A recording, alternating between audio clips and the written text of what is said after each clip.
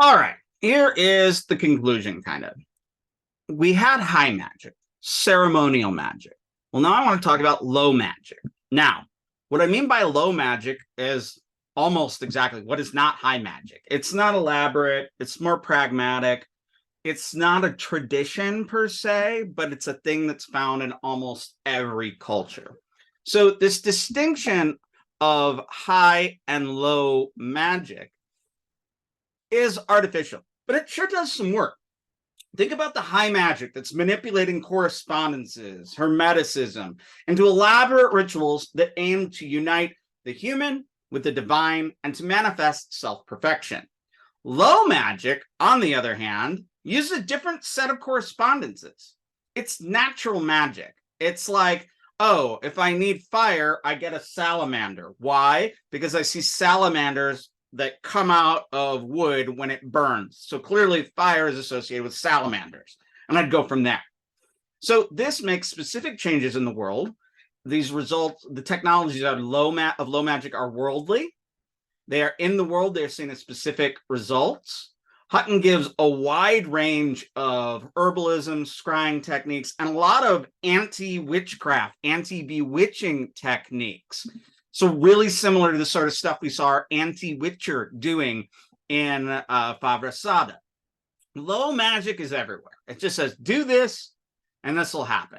Now, there have been specialists throughout time and cultures who have served clients with these in these roles as cunning folk, as healers, as charmers. In Britain, these would be what are called cunning folk, who are connected to a magical culture or are identified by their occult abilities. These would be people who have secret powers that you go to get rid of your funny rash, to get rid of being bewitched by a witch, to get rid of X, Y, or Z. They can be contrasted with a group of people called folk healers who are charmers. Now, cunning folk would learn their magic from books, and they would keep notebooks and records of their own innovations. The charmers most likely learn from other people, though their lore stretches back into long amounts of time, but not with like an unbroken kind of tradition. So think about those anti-witchers from Bava Sada. The cunning folk were thought to be the natural enemy of witches. If we remember, do not exist. They do not exist. So in many ways, the cunning folk and these charmers were very much Christians. They were all expected to have some sense of learned lore, to have some magic books, to have learned their magic from somewhere. And oddly, their notion of their magic secret books were really similar to the way that the anti-witchers talked about witches' books. However, we do know that you could buy all sorts of books of low magic once upon a time, but you can get them now. In fact, they're being republished quite a bit.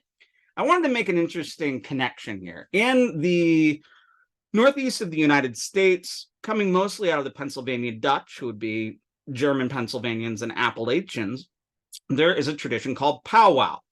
We'll get over the fact it's called powwow, and that's clearly they're taking up a notion of Native Americans, but it's been called powwow for like 200 years at least. Powwow will use Christian scriptures. They'll pull out scriptural verses, manipulate them, and turn them into spells for healing. They also deal with witches, which don't exist here either. So this tradition of powwow, of Western Christians using Christian scriptures and Christian symbology and lore and names of God to do healing and enact magic, that's still with us. All right. And it survived when it moved out to the United States, though it was derived mostly from German folk at the time. All right. So most of these operators had, and I say magic operators, people who operated magic, most of these operators had other professions. Many, we read, would not accept any payment for doing healing. Remember our toucheur, the guy who would touch people and like magically heal them in France? Really similar. So some would not accept payments. They would say their gifts are gifts from God. Others would wangle gifts and payments for their services. Unlike high magic, that's high magic that would come from Paris, these were not initiatory orders. These weren't closed societies. So they weren't secret societies. They were people who acted, for the most part, in the open. And they didn't have like a dominant sense of controlling lore that was only passed down to their disciples. So I keep wanting to go to that quote, but let's go back here. Unlike the high magic that would come from Paris, these are not initiatory orders or closed societies, as I said. Now, there are echoes in the modern world of this. This religious system of the Charmers and the Cunning folks may have had some earlier pre-Christian British notions or echoes. But for the most part, the Cunning folk and the Cunning Charmers were very much Christians, very much Protestants often, if they were in that time period. They were not hostile to Christianity, which you'll see that when we come to Wicca or Wiccans, they are very much not Christians. And ceremonial magicians, very much not Christians. Except while Wiccans will be like, no, nothing with Christianity. Ceremonial magicians, from my experience and from my reading and from just knowing people, while they are not particularly happy with Protestant Christianity, a lot of their lore is contiguous with Christian mysticism throughout time. I mean, you could arguably say that the ceremonial magician trying to unite with God and transform themselves into a God-man is following a path similar to emulating Christ. I've argued in these communities that they're more Christian than they are anything, despite them wearing all black and joking about being Satanists, which none of them actually are. There's a lot of Christianity in all of these systems, even though Christians would say there are not. Unless they go a little deeper and then they go, oh, wait a minute, this is a ton of our stuff in here. So in fact, lots of their cunning lore was derived from the Bible and from Christian symbols, just like I talk about with powwow in the United States. We can argue that maybe in modern neo-paganism and Wicca, you see elements of the cunning folk and cunning folk practices, but in fact, these are just strands of techniques. These are not that the cunning folk were doing what Wiccans are doing now. The biggest problem here in connecting the cunning folk to common day contemporary Wicca, Wiccans, witches, is that the cunning folks believed in witches. And one of their main things was killing witches. Not killing witches, but getting people from not being bewitched. So that whole system of the witches, evil creatures, completely absent in contemporary Wicca. All right. So what we see with the cunning folk is they're one of many parts of a syncretic thing that we now see as modern Wicca.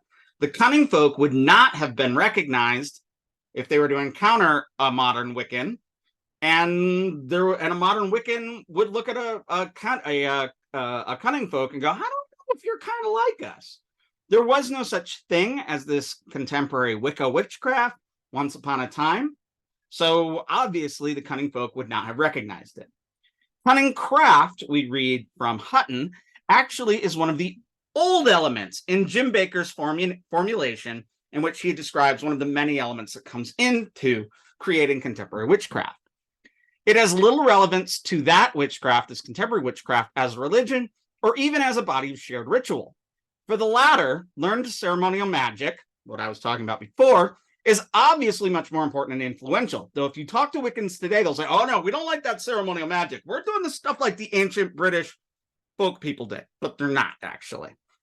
So still, the cunning folk practices, it did bequeath to pagan witchcraft a range of operative magical practices for healing and divination, gazing into dark or reflective surfaces, or scrying, use of cards, astrology, and lots and various methods for the conveyance of beneficial energy, which make up much of the repertoire of contemporary witches. Contemporary witches really draw most of their lore and systems from ceremonial magic, but there are a lot of practices that witches do, contemporary Wicca Wiccans do, like, scrying, cards, astrology, conveying beneficial energy, manipulating energy, that would have been recognizable to the cunning folk, or the cunning folk could argue would have inspired people. All right, take a break, and then we're going to do the takeaways.